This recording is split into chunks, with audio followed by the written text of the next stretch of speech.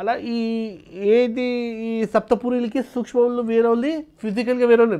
సూక్ష్మంలో ఇప్పుడు విశ్వనాథుడు సూక్ష్మంలో అక్కడ ఉన్నాడు, ఆది శిశుడు అక్కడే ఉన్నాడు. ఫిజికల్లో వీళ్ళు ఎంత దుష్ట శక్తులు చేసినా మళ్ళీ బయటకు వస్తాయి. మళ్ళీ అగైన్ ఆ ప్లేస్ అలా వచ్చేసేదే. ఆ మథుర మళ్ళీ అలా కావాల్సిందే. ఈ దేశం హిందూ రాష్ట్రం కావాల్సిందానికి దీనికి ఏ శక్తి ఏం పీకలేదు, ఏం చేయలేదు. కాకపోతే ఈ మధ్యలో ఏమవుతారంటే మనుషులకి ఒక మంచి కర్మ చేస్తే ఒక ఆస్కారం అందరికీ దొరుకుతుందని దేవుడు కూడా ఇటువంటి లీలలు చేస్తూ ఉంటారు. మనుషులు కూడా, ఎందుకంటే సంవాడ్ కాదు, మనిషికి భక్తి ఎప్పుడు తెలుస్తుంది? ఇప్పుడు మీరు ఆయనకి చేస్తున్నారంటే అప్పుడు మీరు ఆయనకి నమ్ముతున్న, ఆయన పైన మీకు మంచి అభిప్రాయం తెలియాలంటే ఆయనకు ఒకటి కొడితే మీరు అన్నారంటే రైట్ మీకు ఉందని తెలిసిపోతుంది. ఇప్పుడు ఒక కుక్క ఎదురుగా ఓనర్కి మనం మాట్లాడేటప్పుడు ప్రేమగా మాట్లాడితే పర్వాలేదు, కుక్క ఇటు చూస్తే. మనం గట్టిగా మాట్లాడుకునే కుక్క మన దగ్గర చూస్తుంది, ఎందుకు అంత గట్టిగా మాట్లాడుతుంది, ఉద్దేశం ఏంది, పట్టుకుని కొట్టగానే వెంబడి నిలబడుతుంది. ద సేమ్ వే కుక్క అంటే మనం కాలభైరవ అంటే నిజంగా నేచర్లో ఉన్న వేవ్స్. అది కాలభైరవ అంటే ఒక కాలం కూడా కుక్కలాగానే సిన్సియర్గా పనిచేస్తుంది. ఎవరైతే ఆధ్యాత్మికం వైపు చెడుగా చూస్తారో ఎప్పుడు కానా ఒక కాలమే ఆ సిచ్యువేషన్ ఫామ్ చేసి వాడిని పీసెస్ చేసి పారిస్తుంది. కాలభైరవుడు అల్లుగా కుక్క వాహనం అంటారు. సేమ్ ఇవన్నీ ప్రతి దాని ఇంకా చాలా డెప్త్ ఉందన్నమాట. మీరు అనుకున్నది వేరే, అసలు వాస్తవిక హిందూ ధర్మం వేరా, పబ్లిక్ ఇప్పుడు ఫాలో చేసే హిందూ ధర్మం వేరా, రెండు వేరు చాలా వేరుగా అయిపోయింది. ఇప్పుడు పబ్లిక్లు ఎలా అయిపోయిందంటే గంటలు కొట్టడం, ఆరతి చేయడం అంతవరకు హిందూ ధర్మం అనుకుంటారు. యాక్చువల్గా ఈ పుణ్యక్షేత్రాలు అవన్నీ ఆ టైంలో యోగిలు మునులు ఋషులు తపస్సు చేసుకోవడానికి ఉంటే అందుకోసం ఇవి కొండపైన పెట్టినారు. ఏ వాహనం లేని టైంలో, మంచిగా జాగ్రత్త వినండి, ఆలోచించండి మీరు నేను చెప్పిన, ఏ వాహనం లేని టైంలోనే కొండలపైన వీళ్ళు గుడులు కట్టినారంటే ఎందుకు కట్టినారు? వీళ్ళు మూర్ఖులు గారా? వీళ్ళు తెలియదా కింద ఉంటే పబ్లిక్ మంచి దర్శనం చేస్తుంది? ఎందుకంటే ఎవరైతే సాధన తపస్సు చేసుకోవాలనుకుంటారో వాళ్ళందరూ పైకి వచ్చేసి తపస్సు చేసుకొని ఆ స్వామి అనుగ్రహం తీసుకుంటారు.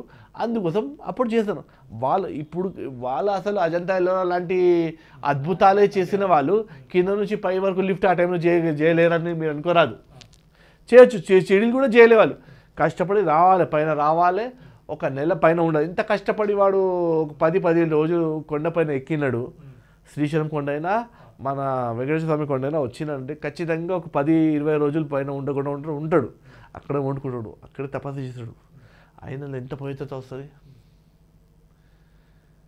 ఇవన్నీ ఇప్పుడు ఏమైపోయినాయి?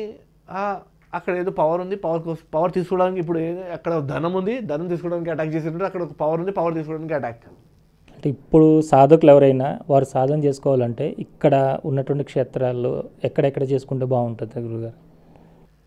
నేను నా ఒక్క హార్ట్గా చెప్పాలంటే సాధకులు సాధన చేయాలని అంటే ఇప్పుడు ఫ్రాంక్ ఇప్పుడు కూడా కేదార్నాథ్, బద్రీనాథ్ అటువంటి క్షేత్రాలే చాలా. హిమాలయ ఆ క్షేత్రాలు ఎప్పటికీ ఎవర్ గ్రీన్.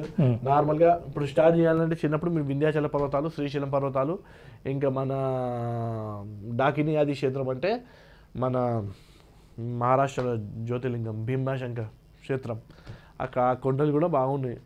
ఇటువంటి క్షేత్రాలలో ఒక వారం 10 రోజులు కాదు, పోతే ఒక 6 months 1 year వెళ్ళిపోవాలి. మంచిగా సాధనలో ఒక క్రమశిక్షణగా ఒక గురువు చెప్పిన ఆదేశాలు పాటించి ఒక మంత్రాన్ని సిద్ధించి ఆ మంత్రాన్ని అనుభవించి తనలో ఆ మంత్రస్వరూపుడైపోయి ఆ స్వామి స్వరూపాన్ని తన అణువును అనుభవించి వస్తే ఆయన మాటలు, ఆయన విధానమే చేంజ్ అయిపోతుంది. ఇంకొకటి ఆ టైంలో పుణ్యక్షేత్రాలు పోతే కూడా నార్మల్ పబ్లిక్ పోతే కూడా ఎలా పోతుండే, ఒక మంచి రోజు ఫిక్స్ చేస్తున్న పంతుల దగ్గర ఒక దాన్ని బట్టి అట్లా పోతుండే. ఇప్పుడు ఏం ముహూర్తాలు చూస్తలే, ఇష్టం వచ్చింది దొరికిన టికెట్ దొరికిన రోజే పోతారు. అది ఇంకా దానికి ఆ యాత్రలో కూడా కొన్ని నియమాలు పాటించేవి ఉంటాయి, అవన్నీ ఏం పాటించరు. అంతెందుకు ఇప్పుడు మెడలో మాల వేసుకుంటుండ్రు, ఒక ముత్యం మాల ఉంది, అదే రుద్రాక్ష మాల ఉంది, ఇంకో మాల ఉంది. మీరు కూడా ఒక రుద్రాక్ష మాల వేసుకున్నారు. కానీ రుద్రాక్ష మాల అందరూ ధరిస్తున్నారు, కాకపోతే అది వర్క్ అయితే లేదు, అందరికీ పడుతుంది. ఎందుకు? రుద్రాక్ష మాలకి సంబంధించిన నియమాలు మనం గట్టిగా పాటిస్తే అందులో ఉన్న ఎనర్జీ మీకు యాక్టివ్ అవుతుంది. దానికి కావాల్సినది కొన్ని ఉన్నాయి, అది మీరు యాక్టివ్ చేయాలి మీలో. అది యాక్టివ్ ఇది యాక్టివ్ కరెక్ట్గా కాంబినేషన్ అయ్యి ఆ ఎనర్జీ మీలో దిగడం స్టార్ట్ అవుతుంది. ఆ నియమాలు పాటించడం ఎవరికి అయితే లేదు. ఏం రాదు, రుద్రాక్ష వేసుకొని తాగొద్దురా అంటే రుద్రాక్ష ఇట్లా వెనక పెట్టి తాగుతారు. గురుగారు రుద్రాక్ష పెట్టి తాగొద్దని ఇప్పుడు తెలుస్తుంది అంటే దేవుడికి అది తెలుస్తలేదా? ఇప్పుడు గురువులు దొరకడం అనేది చాలా అరుదైపోయింది కదా గురుగారు. సద్గురువు నిజమైన విద్యను నేర్పించి శిష్యుల కోసం తప్పించే గురువులు చాలా అరుదు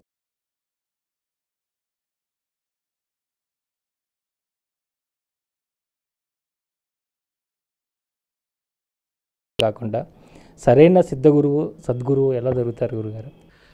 మీరు గురువుని నేను గురువు సరైన గురువుని చూస్తానని వెతుకుతా అని కాదు, మీరు ఫస్ట్ కరెక్ట్ అవ్వడం స్టార్ట్ చేసుకోండి. ఏ గురువు అయినా అందరికీ సమానంగా మంచిగా రెస్పెక్ట్ ఇవ్వండి. ఆటోమేటిక్లీ మీ మనసు లోపల నుంచి ఒక వాయిస్ వస్తుంది, this is my real place. ఎందుకంటే ఒక గురువులో అనంతమైన సామర్థ్యం ఉంటుంది.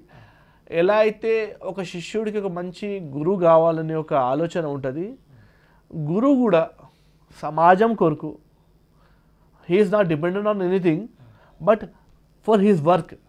ఒక పవిత్రమైన ఆత్మల్ని, కొన్ని మంచి వ్యక్తిత్వాన్ని, మంచి వ్యక్తులు ఉంటే బాగుంటుందిలే, దీంతో సమాజంలో నా మెసేజ్ మంచిగా తీసుకుపోతా, మా గురువులు ఇచ్చిన మెసేజ్లు అల్లుబాటు చేస్తారని మంచి శిష్యుడిని వెతుకుతారు.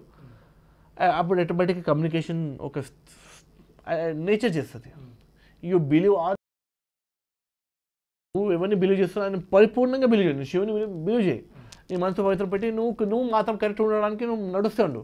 కరెక్ట్ గురువు కరెక్ట్ టైంలో ఎక్కడ రావాలో ఎక్కడ దొరకాలో అక్కడ దొరుకుతాడు, మీకు ఆటోమేటిక్ తీసుకుని వెళ్ళిపోతాడు. ఇంకా ఆ టైంలో ఆయన ఒక్కడే చెప్తాడు, ఇవన్నీ వదిలేరా రావచ్చి వెళ్ళిపోవాలంటే, అంతే అంతే ఉంటుంది ఆ టైంలో. కాదు మళ్ళా నా ఒక ఎగ్జామ్స్ నడుస్తున్నాయి కదా గురుగారు, కాదు ఇవన్నీ ఓకే, ఇవన్నీ కూడా డిస్కస్ చేసుకోండి ఆ టైంకి, ఆ గురుతోనే చేసుకోండి, ఆయననే మార్గం చెప్తాడు. కాకపోతే మనం ఒక ప్యూర్ గురు కావాలంటే మనం ప్యూర్ కావాలి.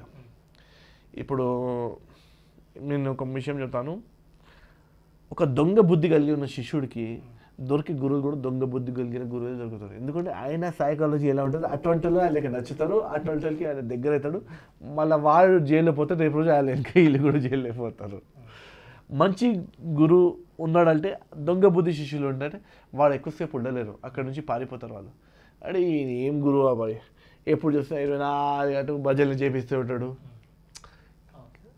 సమన్యాగా ఈ రకంగానే ఉంటుంది అనమాట. కౌలాచారంలో గుప్త నవరాత్రులకు సంబంధించి ఎంత దాని ప్రాముఖ్యత? కౌలాచారంలో అయినా గుప్త నవరాత్రి అంటే మనకు సంవత్సరంకి 4 నవరాత్రులు వస్తాయి. లక్ష్మీమాత ఒక నవరాత్రి ఉంటుంది, దాన్ని చైత్ర నవరాత్రి అంటారు. మహాకాళికాది ఆషాఢ నవరాత్రులు, మాఘ నవరాత్రులు మహాకాళిక, మాఘ మాసంలో వచ్చే నవరాత్రులు అది గుప్త నవరాత్రులు, అది మహాకాళికకి సంబంధించిన సాధకులకి శ్రేష్టమైనది. లక్ష్మీమాతకేమో చైత్రంలో వచ్చే నవరాత్రులు, ఆషాఢంలో వచ్చే మహాసరస్వతిది. ఈ 3 శక్తులు ఒకటై మహాదుర్గా స్వరూపంలో నవరాత్రులు మన విజయదశమి దేవి నవరాత్రులు అనమాట. మీరు ఎప్పుడు దీన్ని ఎక్కువ చేస్తారు? ఈ 4 నవరాత్రులకి ఫాలో చేస్తాను. నేనైతే టైం చూస్తాను, ఎప్పుడు అమ్మవారు పూజ చేయాలి ఆ టైం చూస్తాను, నాకు అదే ఎక్కువ ఆనందం. దేవి దగ్గర ఉండి ఇప్పుడు మనం అక్కడ విగ్రహం అనుకుంటే విగ్రహం, మీరు అమ్మవారి దగ్గర కూర్చొని మాట్లాడితే అమ్మవారు మీతో మాట్లాడుతుంది కూడా, కానీ ఎవరు ట్రై చేయరు. అరే నేను మాట్లాడుతున్న అమ్మవారితో, వీడు పక్కోడు నన్ను చూసి నవ్వుతాడో, వీడు ఏమి చెప్తాడో, ఆ ఒక పక్కోడు పట్ల ఒక ధ్యానం ఎక్కువ, అమ్మవారి పట్ల ధ్యానం తక్కువ. ఆ ధ్యానం కూడా తీసుకుని అమ్మవారి పైన పెట్టేసి మీరు మాట్లాడడం, కొన్ని మనసు ఓపెన్ చేసి మాట్లాడండి. కొన్ని రోజుల తర్వాత అమ్మవారు మీతో మాట్లాడకపోతే నాకు చెప్పండి, ఖచ్చితంగా మాట్లాడుతుంది. మనసు పూర్తిగా విశ్వాసం పెట్టి అమ్మవారితో మాట్లాడండి, మాట్లాడుతుంది.